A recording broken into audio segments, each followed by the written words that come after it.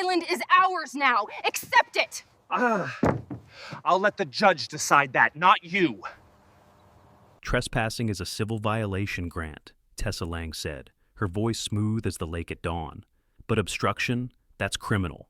She stood on my dock like she owned it, arms folded, sunglasses catching the morning glare. Behind her, contractors hammered away on the shoreline of my island, raising yet another cabin frame, as if this place hadn't been mine since my grandfather carved his initials into the first cedar post. You're building on private land, I told her. You know that. The clipboard queen smirked, shifting her weight like she was settling into a throne. We have full authority under the Lakeshore Development Initiative. The board voted. It's done. She didn't expect me to laugh. I saw it in the way her brow twitched.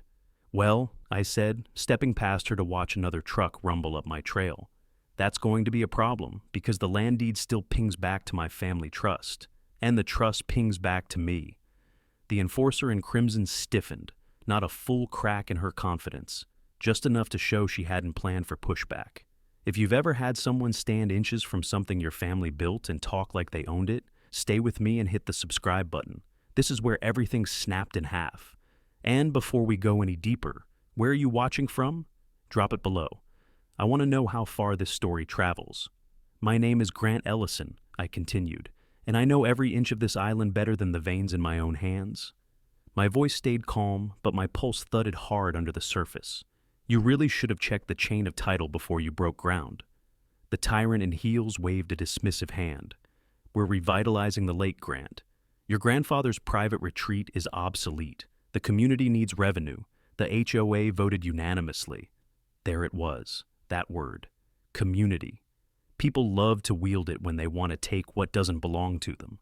But this wasn't just a piece of land. The first dock plank, rough and sun-bleached now, was the same one my father knelt on when he taught me to tie a fisherman's knot. The cedar swing still creaked under the oak where my mother read her last summer novel. Every tree line, every ripple, every rock meant something carved deeper than a rule book. I get why you want the cabins, I said. I do. They'll rent for a fortune, she grinned, victorious. Exactly. But you didn't ask permission, you didn't negotiate, you didn't even notify me. The officer of rules tapped her clipboard like she was nudging a dog with her boot. You weren't cooperative last time. The board doesn't reward obstruction. Obstruction, there was that word again. Contractors hauled lumber past us, boots thudding on the soil my family preserved. For 3 generations. The saw whined. The air smelled of fresh-cut wood. New, raw, invasive. You're not stopping them, she added, chin lifted. And you won't. Not today, not tomorrow, not ever. Her confidence was absolute. Why wouldn't it be? She thought she held the permits, the influence, the votes, the power. She didn't know what I had. She didn't know that the very paper she believed invalid, the deed tucked in my lawyer's vault behind reinforced steel, would end this entire development in a single stroke. But not yet. Timing was everything, and she had no idea the clock had already started. I'll let you work, I said, stepping back. Tessa Lang blinked, thrown. You're conceding? Not at all. I gave a small smile. I just want you to finish what you started. The clipboard queen searched my face for something. Fear, resignation, surrender. She found none. Because the moment they completed those cabins, the moment they invested every dollar, nail, contractor hour, that was the moment I'd walk into court, pull out the deed, and watch the whole project collapse around her. She didn't know it yet, but the island was mine, and so was the ending. I didn't argue with her on the dock. Let the clipboard queen think she'd won the opening round. That was fine with me. You don't stop a landslide by yelling at the first rock. You wait until the slope is moving, and then show everyone who loosened it. Back on the mainland shore, I watched from the window as barges pushed toward the island. The lake looked calm, but new cabin frames rose between the treetops, slicing into a skyline my family had memorized for decades. My phone buzzed with another community update from the Lakeshore Vista portal. Exciting progress continues on the island cabin expansion, the board chair had written. This amenity will increase property values and provide exclusive rental income opportunities for members in good standing. Please refrain from interfering with construction crews. Any obstruction will be treated as a serious violation. There it was in black and white. Tessa Lang turning my ownership into obstruction on land she didn't even control. Underneath, comments stacked up. People asked about reservation dates, launch parties, discount rates. Not one person asked the question that mattered: who held the deed? Another notification blinked at the top. 2. Owner of Lot 7, it read, as if refusing to type my name made me smaller. Your prior objections have been reviewed and dismissed as inconsistent with the community vision. Continued interference may result in fines or legal action. The Officer of Rules. The enforcer in crimson loved that role. She wore it every time she sent another threat wrapped in corporate politeness. I could almost hear her tone, sweet on the surface, serrated underneath. A knock sounded at my door. For a second I pictured her there again, heels dug into my porch boards. Instead, it was my neighbor, a retired teacher named Carol. She held the same update notice, printed, the paper trembling in her hands. "Grant," she said, "is it true the island is theirs now?" I stepped aside to let her in. "No," I said. "It never was." She lowered herself into a chair, eyes drifting to the window, where the lake shimmered between pines. "They told us at the last meeting it was common land the HOA had reclaimed," she whispered. "Tessa said you'd been uncooperative." There it was again, that word she used when someone didn't kneel fast enough. "Did anyone ask to see a plat map?" I asked. Carol gave a humorless laugh. "You know how it is," she said. "People nodded, voted, went home. Nobody wants to be the one the clipboard queen singles out next." That was Tessa's real power, not her titles, but the fear she cultivated. "If she's wrong," Carol ventured, "why don't you go to the county, to a judge?" I glanced back toward the island, toward the skeleton cabins rising with every delivered pallet. "Because right now," I said, "every nail they drive goes on their ledger, not mine. When this hits court, I don't want a half-finished project they can quietly abandon. I want 23 completed, unauthorized structures on recorded private property." Carol stared at me, then let out a slow breath. "You're letting her hang herself," she said. "I'm letting the Officer of Rules write her own confession in lumber," I answered. She studied my face. "Be careful," she said. "At the meeting, she talked about you like you were some unstable loner on the shore. People believe what they hear often enough." From the window, I watched the tyrant in heels step off a barge onto my sand, pointing at tree lines, directing crews with flicks of her wrist. Every gesture said, "Mine." "Let her talk," I murmured. "Let her build." Because when the time came, I wouldn't be the neighbor on Lot 7. I'd be the man holding the document Tessa Lang never bothered to respect. The deed that put the island forever outside her reach. I first noticed the change in the air when I stepped onto the marina walkway, like the lake itself held its breath. Construction echoed across the water, hammers beating out the rhythm of someone else's ambition on my land. But today wasn't about the noise. Today was about the man standing near the fuel dock, shoulders tight, eyes darting every few seconds toward the island. Evan Marsh, HOA maintenance tech, and the conflicted witness I didn't know I needed until that moment. He pretended not to see me at first, fiddling with a fuel pump that didn't need his attention, not with the level of trembling in his hands. But when one of the crew boats approached and the clipboard queen stepped off, barking orders about efficiency targets, I saw Evan flinch so hard he nearly dropped his keys. Tessa. Lang didn't notice him. She was too busy waving blueprints like a queen issuing decrees. The tyrant in heels strutted across the dock, pointing at piles of lumber, with the kind of authority that comes from assuming nobody will ever check you. But Evan watched her like a man watching a fuse burn towards something explosive. He finally noticed me walking toward him, and the way he froze told me everything. He was trapped somewhere between fear and conscience. His mouth twitched like he wanted to speak, but his eyes flicked to the enforcer in crimson, then back to me, then down to his hands. That silent triangle said more than words ever could. "You good?" I asked quietly. He stiffened. "Fine, just busy." A lie so thin the wind could have torn through it. He tugged at the collar of his shirt. Sweat beaded at his hairline, despite the cool lake breeze. When the board chair yelled something across the water, something sharp, impatient, Evan instinctively straightened his spine like a reprimanded child. I followed his gaze. Tessa was berating one of the foremen, stabbing her finger toward the tree line like she was repositioning pieces on her personal chessboard. The officer of rules didn't lead, she dominated, and Evan wasn't just afraid of her. He was burdened by something she'd forced him into. Long day? I asked. He swallowed. They're building faster. She wants the cabin's frame by next week. His voice cracked on the last word. He wasn't telling me everything, not even close. His foot tapped the dock. His fingers twitched. His breathing grew shallow each time Tessa's voice carried across the water. Internal struggle in motion. He wiped his palms on his pants. Just trying to keep my job? That what she told you? I asked. That you'd lose it if you didn't fall in line? He froze again. There it was. The hit. A truth he wasn't ready to say out loud, but couldn't deny. Evan's eyes shifted toward Tessa Lang again. The clipboard queen was now lecturing a surveyor, insisting the cabins were well within HOA jurisdiction. Her confidence was loud enough to mask the fact she'd never once reviewed the county maps. Evan pressed his lips together. She said we're allowed to build. She said she has authorization. He hesitated. She said you were just making noise. I leaned against a piling. And do you believe her? He didn't answer, but the answer was written in the tremble of his jaw, the way his shoulders caved inward, the way his conscience was trying to claw its way out of the shadow she'd forced him under. The foreman called him. Evan flinched so hard he nearly stumbled. Before he walked away, he whispered, barely audible, "Just be careful, please." Not a warning, a plea. A man tied to something he knew was wrong, but couldn't escape.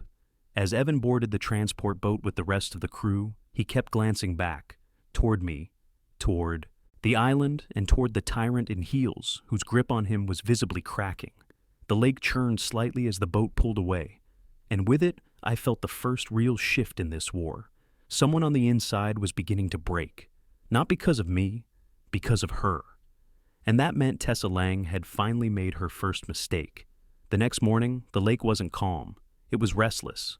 Wind pushed small whitecaps toward the island, rippling the reflections of the 23 half-finished cabins the HOA never should have touched. I stood at the end of my dock with a thermos in hand, watching another barge churn across the water. And standing at the bow like she owned every acre she surveyed was Tessa Lang. Her posture alone carried entitlement, chin high, shoulders square, clipboard tucked under one arm like a sheriff's badge. The clipboard queen surveyed my property line with a smile sharp enough to cut rope. She didn't wave when she saw me. She smirked. This wasn't enforcement anymore. This was escalation. The barge thudded against the island's shore, and the enforcer in crimson immediately launched into directives. Workers scrambled, saw blades screamed, generators belched fumes.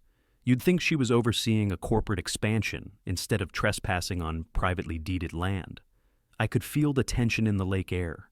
Everyone sensed the pace had changed. I wasn't the only one watching either. From my right, a pontoon crept toward her barge. On board was Mr. Delacroix, a neighbor who rarely left his cabin except for grocery runs.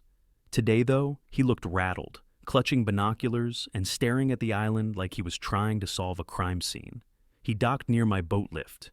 "Grant," he called, voice tinged with disbelief. "She just ordered crews to start trenching for electrical lines." I raised an eyebrow. "On my island?" He nodded. "She said it's infrastructure for community benefit." Her words, she's gone mad with power. Gone? She'd been there for months. The officer of rules strutted across the sand, heels sinking into damp grit with every step. Yet her confidence never wavered. One of the contractors handed her a tablet showing layout grids. She jabbed her finger at my tree line like she was carving pieces off a cake. The tyrant in heels shouted something about accelerated timelines. The workers looked exhausted, unsure, but afraid to push back.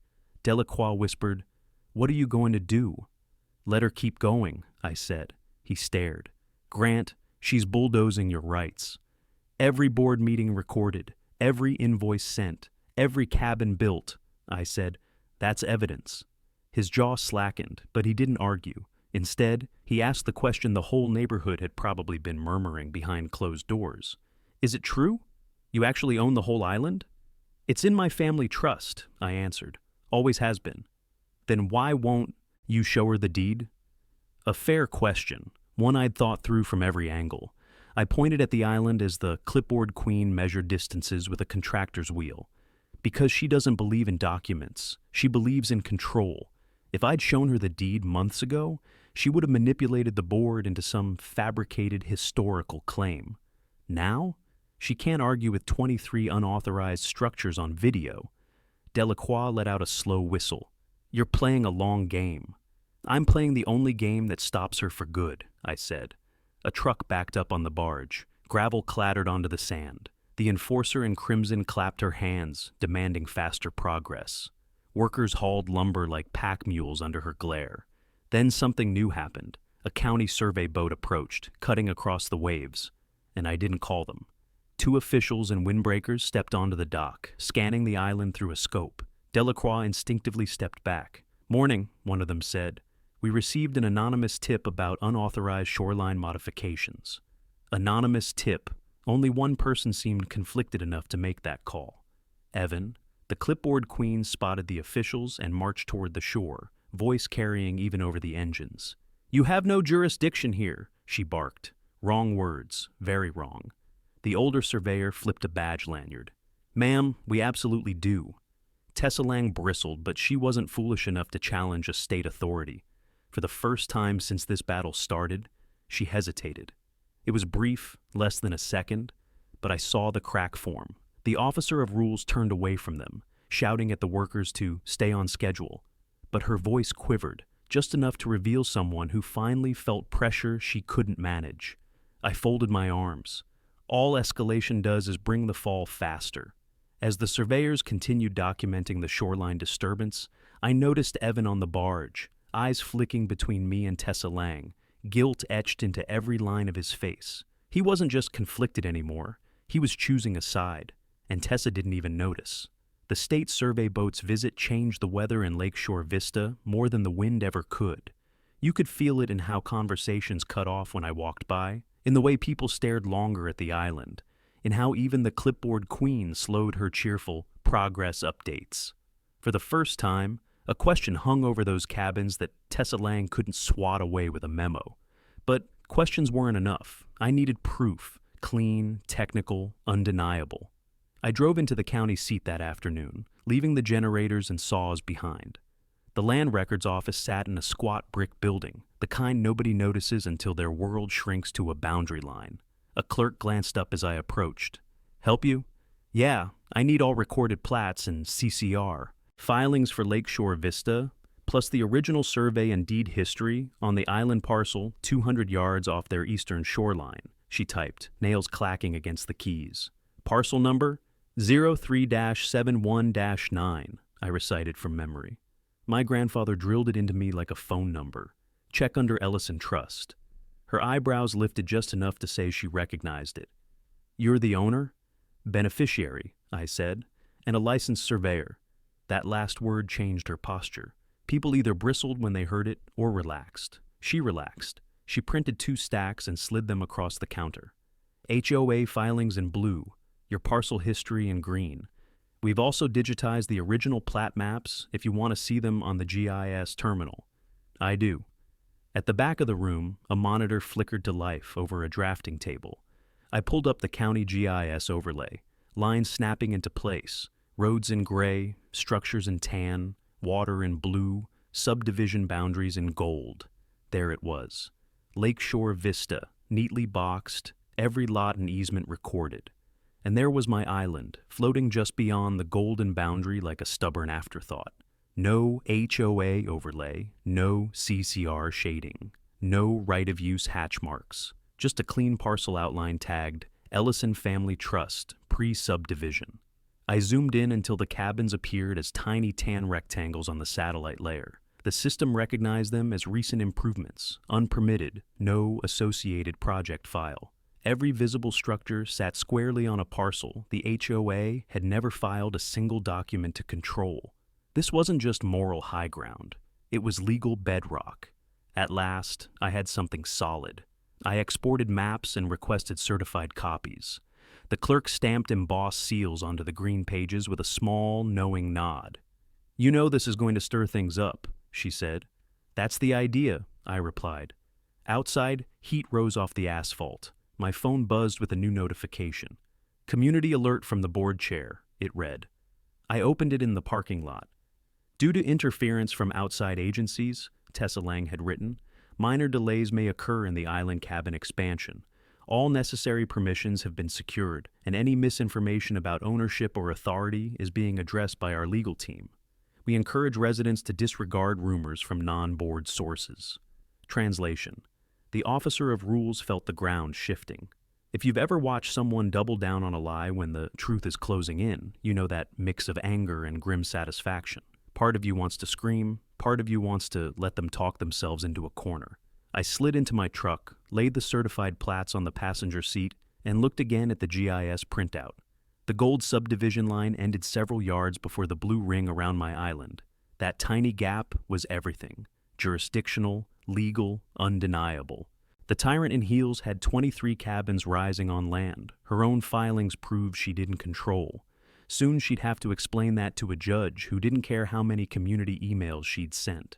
By the time I drove back toward the lake, the sky had reddened into that thin line of sunset that makes every surface look sharper than it is. And for the first time since this whole mess began, I wasn't returning empty-handed. The certified plats on my passenger seat felt heavier than paper, more like a quiet verdict waiting to be spoken aloud. The island belonged to me, always had, and soon everyone would see what the enforcer in crimson had built her empire on. Nothing. But the moment I pulled onto the community road, I knew Tessa Lang was already on the move. A row of SUVs lined the street near the boat launch, all with HOA emblems slapped onto the doors. The officer of rules was escalating again, this time with numbers. I parked and walked toward the shoreline, where fluorescent vests clustered and workers unloaded equipment I hadn't seen before. Generators, survey stakes, a water pump. And there she was. The tyrant in heels stood on the dock, speaking rapidly into a headset while pointing to a makeshift map taped to a crate. Her voice carried easily across the water, that familiar tone she used when she wanted people to believe she'd already won. We expand the walking path here and convert this into shared recreation space, she said. I don't care what the county surveyors think. They don't understand community planning authority. A lie she could only tell if she hoped nobody had the knowledge to challenge it. Unfortunately for her, I did. When she finally noticed me standing near the ramp, her smile was thin enough to see the steel beneath. Grant, she called, stepping toward me. Good, I was just about to send you another notice. How efficient, I said. Even for the clipboard queen. Her nostrils flared before she smoothed her expression. Construction resumes in the morning. We've resolved the interruption. Is that what you call a state inquiry? I asked. The board chair's jaw tightened. They overstepped their jurisdiction. No, I said, you did. She ignored that and motioned toward the island. Once these cabins are completed, the community will finally have what it deserves. Lake access, vacation rentals, revenue. I know you've been sensitive about the changes, but this is bigger than one man's sentimentality. Sentimentality? I echoed. Tessa, you're building on land you don't own. For the first time, she blinked. Not fear, annoyance. We've reviewed our authority, she said quickly. The HOA bylaws clearly give us rights to common areas and associated recreational zones. Keyword being common, I replied. The island isn't one. Her lips pressed into a line. We'll let the board interpret. That? There it was. When the facts didn't suit her, she simply changed the decision maker. Behind her, workers paused to listen, and right beside them, I saw Evan Marsh again. Shoulders hunched, eyes tired, sweat on his temple though the air was cool. When Tessa raised her voice, he flinched. When he accidentally met my gaze, guilt flickered again. He knew. He'd known for days. And if I was right, something he saw, or was told to do, had crossed a line he wasn't willing to live with much longer. Grant, Tessa said loudly, pulling the crowd's attention back to her, if you continue interfering, we will impose fines and file an injunction. The community won't tolerate obstruction. Community. She said it like she hadn't just strong-armed half of them into silence. Obstruction? I asked softly. Is that what you call telling the truth? The officer of rules leaned in until her perfume, sharp citrus and cold ambition, cut through the lake air. You should have sold when you had the chance, she whispered. This island is better off with people who know how to use it. She turned away before I could respond, barking orders at the workers, using volume as a shield. But she didn't see what I saw, the subtle shift in Evan's posture, the way he stared at her boots sinking into the dock, the way something inside him finally snapped taut.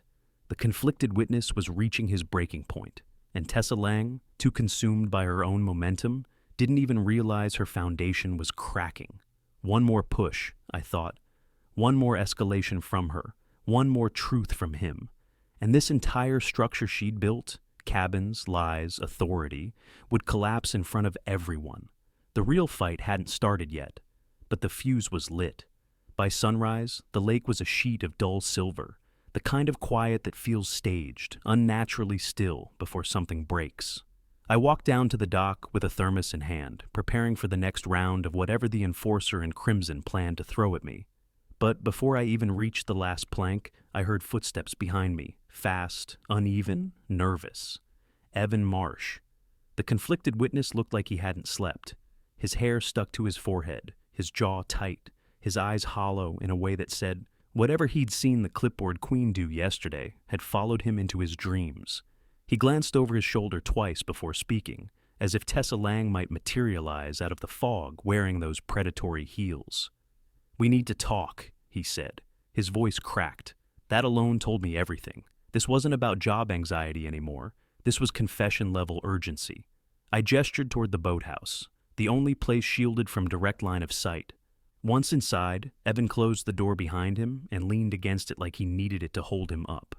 "She's lying," he said immediately. "About everything. About the zoning, about the permits, about the community approval." There was no vote, only the board chair deciding on her own. Not surprising, but hearing it from the inside mattered. He scrubbed his hands through his hair. But that's not the worst part. I didn't interrupt. I let the silence pull the truth out of him. "She told us," he whispered, "that if anyone questioned her authority, she'd make sure they never worked in this county again." Ah, fear by financial ruin. Classic Tessa Lang strategy. The tyrant in heels didn't need violence when intimidation did the job cheaper. "She made us sign non-disclosure agreements," he continued, said it was to protect the community vision. But the NDAs weren't from the HOA. They were from a private LLC she controls. That made me straighten. Private company documents used for HOA enforcement? That crossed legal lines faster than she could shout them. Evan swallowed hard. "That's why nobody speaks up. She holds their paychecks in one hand and their reputations in the other." I nodded slowly. "Why tell me now?" He closed his eyes for a moment, and when he opened them again, all his conflict was laid bare in the tremor of his voice. "Because yesterday she told us to expand the project beyond the shoreline markers. She said to trench into the marshland on the east side." His breath hitched. "Grant, that's protected habitat. We all knew it. She knew it. That did it. That was the line even her arrogance couldn't hide behind.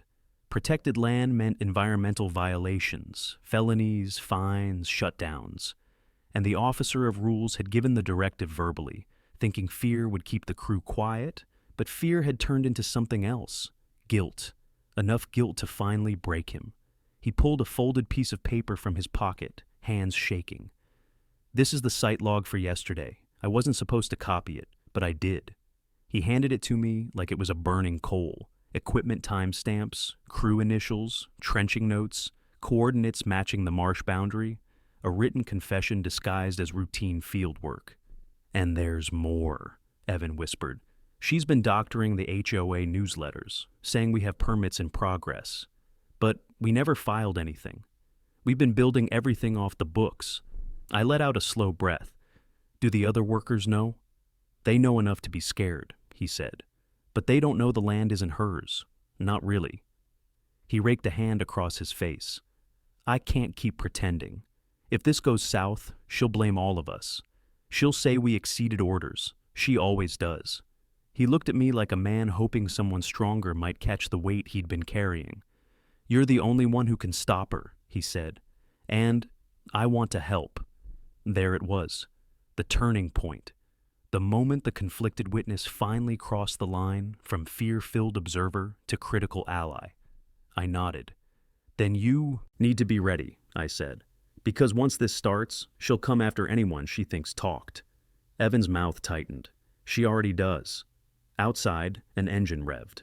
Through the boathouse window, we saw the clipboard queen step onto the dock, barking early morning orders, oblivious that her walls had finally cracked. She thought everyone was still under her thumb. She had no idea the most important one had just slipped free, and with him, the truth she could never bury. I didn't sleep after Evan left the boathouse. It wasn't fear, it was math. For the first time since the officer of rules laid her sights on my island, the numbers finally tilted my way. I had his site log, my certified plats, and a growing list of ways Tessa Lang had stepped outside every line that actually mattered. At dawn, my kitchen table looked less like a place to eat and more like a war desk. Green-stamped parcel history, fresh copies of the subdivision plat, printouts of satellite images with 23 little rectangles perched on a parcel labeled Ellison Family Trust. On my phone, photos of trenches carved into the East Marsh, roots clawed out of soil that had taken decades to knit together. Each piece alone was irritation. Together, they were a weapon. I opened my laptop and keyed Evan's coordinates into the county environmental database. A shaded overlay appeared on the map. The East Marsh glowed a soft gray. Protected riparian habitat. Disturbance requires prior authorization. Below that, permit fields sat blank. The tyrant in heels hadn't just trespassed on my deed. She'd stepped straight into state-protected land without even bothering to Google it. I wasn't just a mad homeowner. I was a licensed surveyor who'd testified in more than a few boundary cases. I knew how judges thought. They didn't care about feelings. They cared about lines, on plats, on jurisdiction maps, on statutes. So I called the one person whose job was to protect those lines. 2 hours later, I sat across from Becca Sloan in a diner off the highway, the kind with cracked vinyl booths and coffee that tasted like it had been on since yesterday. She pulled a notepad from her bag. I slid the plats and Evan's log across the table. "Start with this," I said. "Cabins, trenches, grading, all of it sits here." I tapped the parcel outline. "Ellison Trust, no HOA overlay. And these coordinates from the log?" I pointed at the scribbled numbers. "They land dead center in your protected marsh." Traffic hissed past outside. Plates clinked behind us. Becca's brow furrowed deeper with each page she read. "You're sure about the boundary?" she asked. "I drove the original stakes," I said. "And I checked them again last week. If anything, the water lines retreated. That gives me more ground, not less." She sighed, rubbed her temple. "The board chair's been in my inbox," she admitted. "Says everything is internally authorized, that we're misinterpreting our jurisdiction, that challenging her would harm the community." That sounded exactly like the clipboard queen, talking to government like it was just another committee she chaired. "Can I see your recorded subdivision plat?" I asked. Becca opened her folder and unfolded a familiar map. The golden outline of Lakeshore Vista ended cleanly at the shoreline. Beyond that line, alone in the blue, sat my island. Separate parcel number, separate label, no tie-in language, no annexation notes. "She keeps insisting it's an amenity," Becca said quietly, "but there's nothing here to back that up." "Because she assumed nobody would check," I replied. "Most people hear HOA and think it means law. They forget the law still outranks them." Becca leaned back, eyes on the map, connecting the same dots I had in my kitchen. "Environmental violations are one problem," she said. "Constructing on land they don't own is another. Combine those, and this isn't just a slap on the wrist issue." "I don't want a warning letter," I said. "I want a ruling on record that the HOA has zero standing over that island. I want whatever happens next to survive long after Tessa's not the one in heels." She met my gaze, and I saw the turn, from cautiously neutral official to someone picking a side.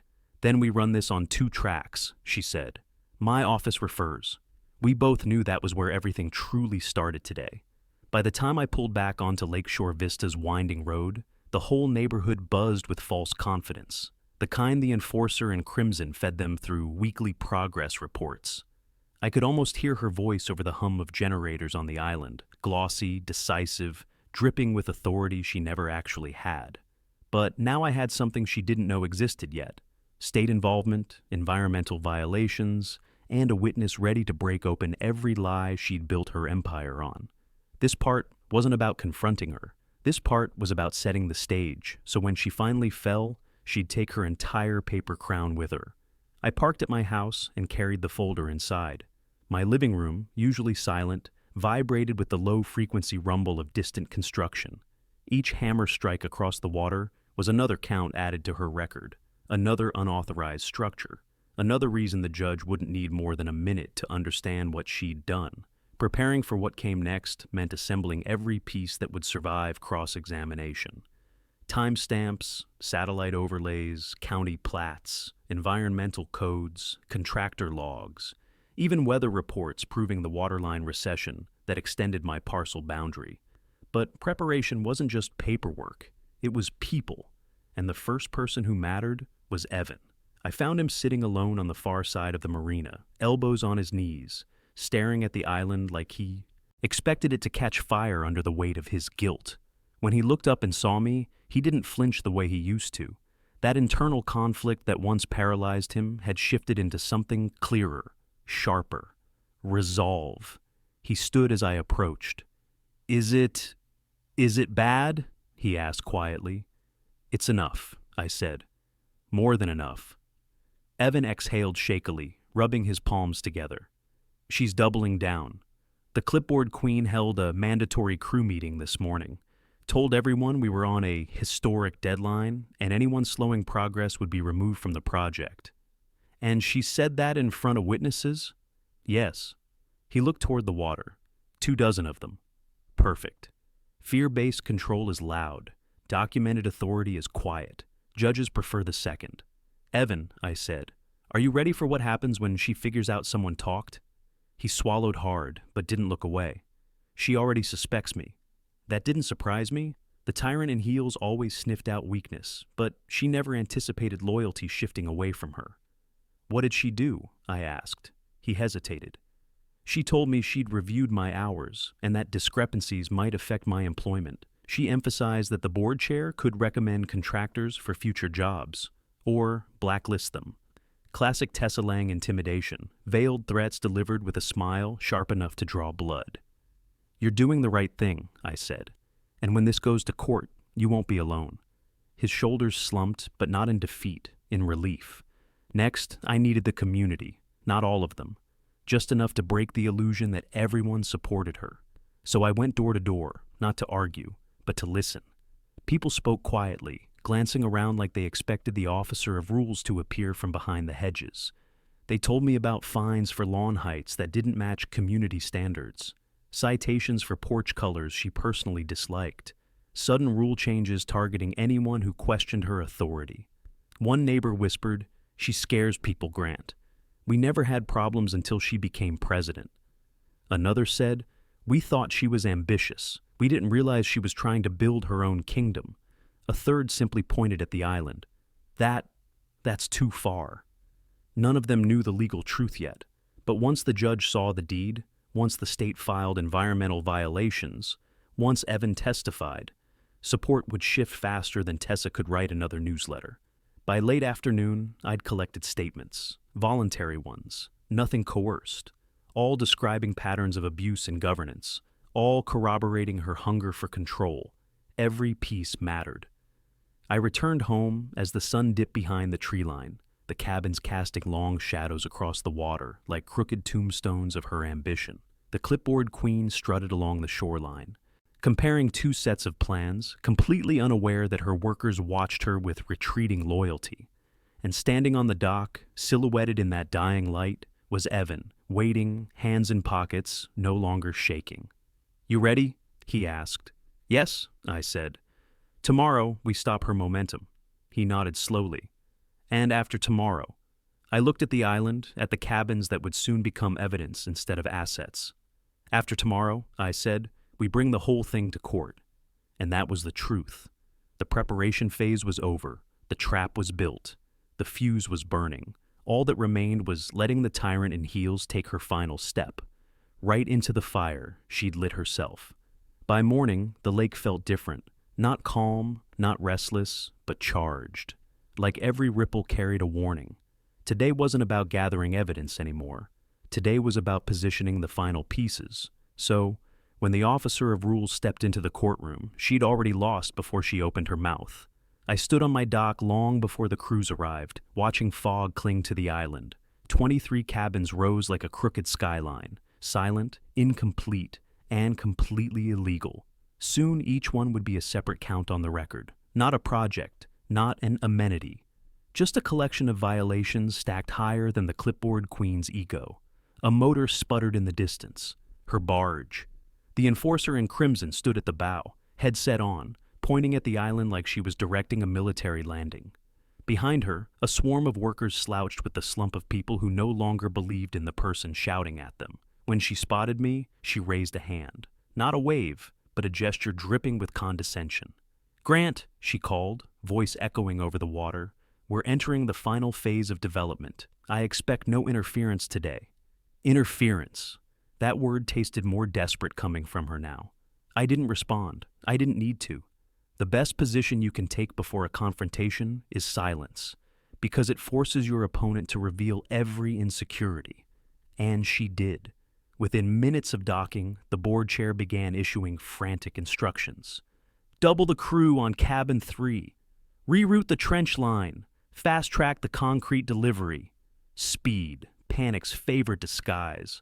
Evan approached me from behind, hands stuffed in his jacket pockets. He wasn't trembling anymore. His stance was grounded, firm. The conflicted witness had become the quiet backbone of the operation. "She's pushing too hard," he said. "She knows something's coming." "She knows someone talked," I corrected. "But she doesn't know how much." He nodded, glancing at the island. "Do we move today?" "Yes," I said. "But not against her. Against the story she's built." A truck pulled up behind us. Becca Sloan stepped out.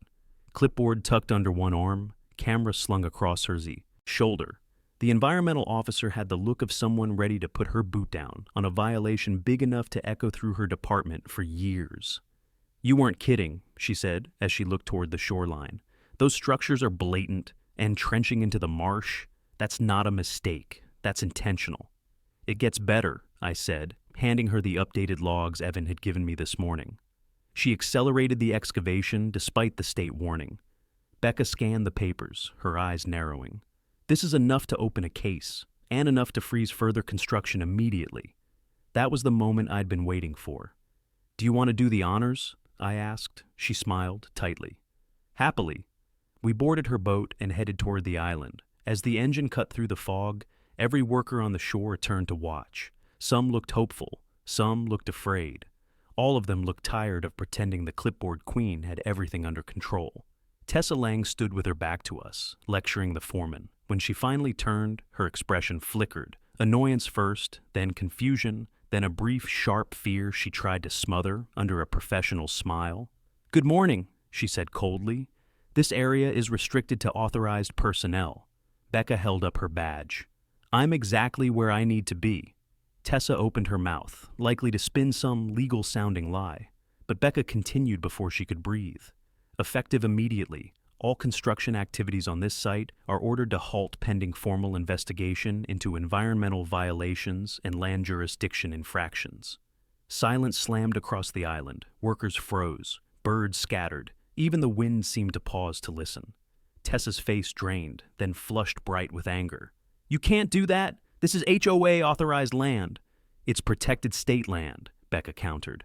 "And according to certified county plats, it's privately deeded. You have no authority here." Those words, "no authority," landed like a hammer on the clipboard queen's carefully built world.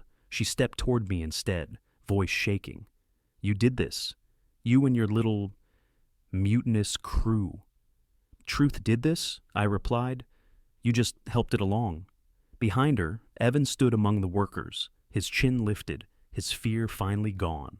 Tessa noticed him, realized, and her expression twisted into a mix of betrayal and fury. But it didn't matter anymore. Not today, not with the investigation officially opened, not with her momentum broken, not with her authority shattered in front of the very people she commanded. This wasn't victory yet, but it was positioning. And she had just stepped exactly where I needed her to be. Right in the open, in full view, with nowhere left to hide.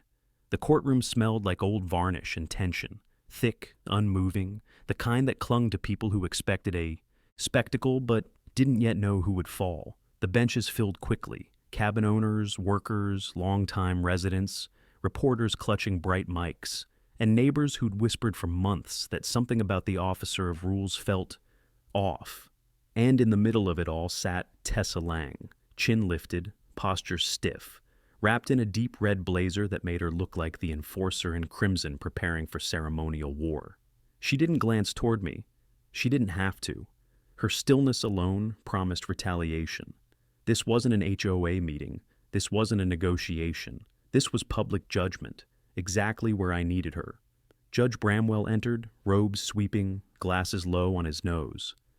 "We are here to evaluate emergency injunction requests regarding the construction of 23 cabins on disputed land within Lake Alder Estates," he announced. "Let's proceed." Tessa rose first, as expected, heels clicking like gunshots. "Your Honor, the HOA board acted within its full authority. The development was unanimously approved. The land was properly allocated. Mr. Ellison's objections are baseless and untimely." Her voice was strong, practiced. But underneath, I heard the quiver she couldn't hide anymore. Judge Bramwell nodded. "Mr. Ellison?" I stepped forward, steady, letting the silence shape itself around me before speaking. "Your Honor, the board chair built 23 cabins on land the HOA does not own, does not govern, and never had the right to touch." A stir rolled through the room. Cameras clicked. Tessa's jaw tightened. "That land is part of the community common area."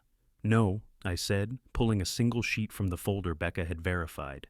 "It's my family's private island, 20 acres deeded to the Ellison line since 1894, and the HOA never filed a jurisdiction claim, not once."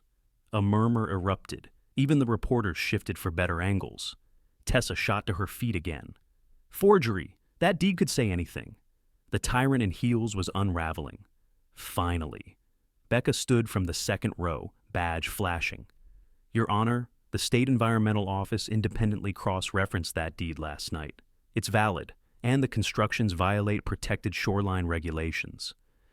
Judge Bramwell frowned at the clipboard queen. "Ms. Lang, did you confirm ownership before authorizing development?" She hesitated. Too long. "Of course we did. The HOA bylaws grant authority over all connected land." "Incorrect," I cut in. Section 4.3 limits authority strictly to platted parcels. My island isn't platted. It's surveyed separately. Your board never had the right to step foot on it. Her face flushed crimson to match her blazer. "We acted for the community's benefit." "That's not the same as acting legally," I replied. The judge tapped his gavel once. Light, warning. "Ms. Lang, the evidence strongly suggests your board exceeded its jurisdiction. Do you have documentation proving otherwise?" Tessa didn't blink. She didn't move, because she had nothing. That's when the workers stood, not all at once, but enough to create a ripple of shifting jackets and squared shoulders. At their front was Evan, no longer hiding, no longer shrinking. "Your Honor," he said, voice steady, "I was ordered by Ms. Lang to falsify our logs and hide the trenching. She knew she didn't have authority. She told us to keep building anyway." The clipboard queen whipped around, eyes burning. "Sit down. Now." He didn't. Neither did the crowd behind him. Judge Bramwell leaned back slowly, expression darkening. "Ms. Lang, is that true?" "This is a mutiny," she hissed. "These people are being manipulated." "No," I said. "They're finally telling the truth." The judge folded his hands.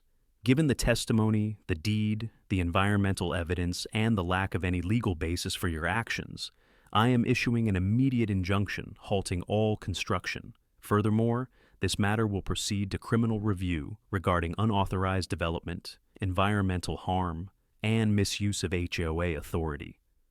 The tyrant in heels staggered back, catching the table for balance. The officer of rules, speechless for the first time. The courtroom erupted, gasps, whispers, flashes. But my eyes stayed on her.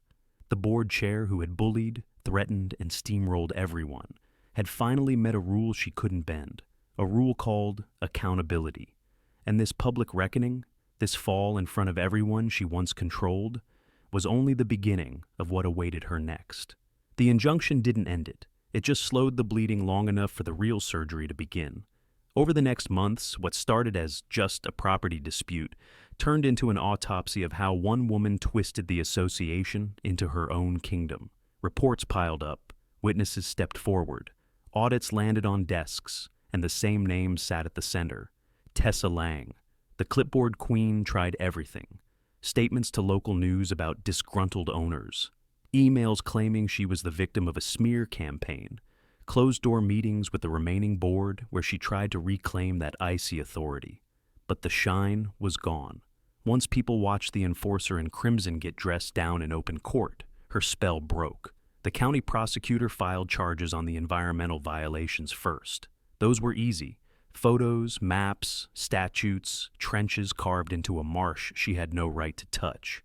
Then came counts tied to unauthorized construction, misrepresentation of authority, and fraudulent use of her title as board chair to bully contractors and residents.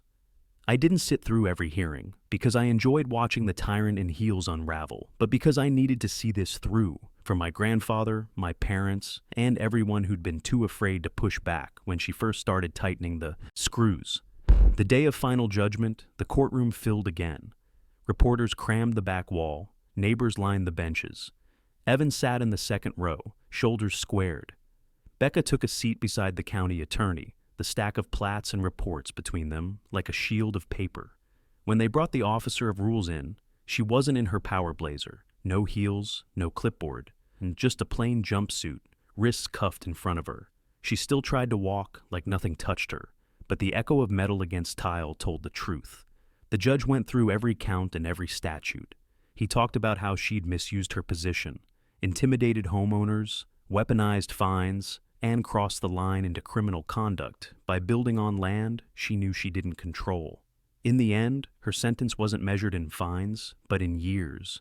Years barred from holding any governing position, years under supervision, and a financial judgment that sent the entire failed project into liquidation.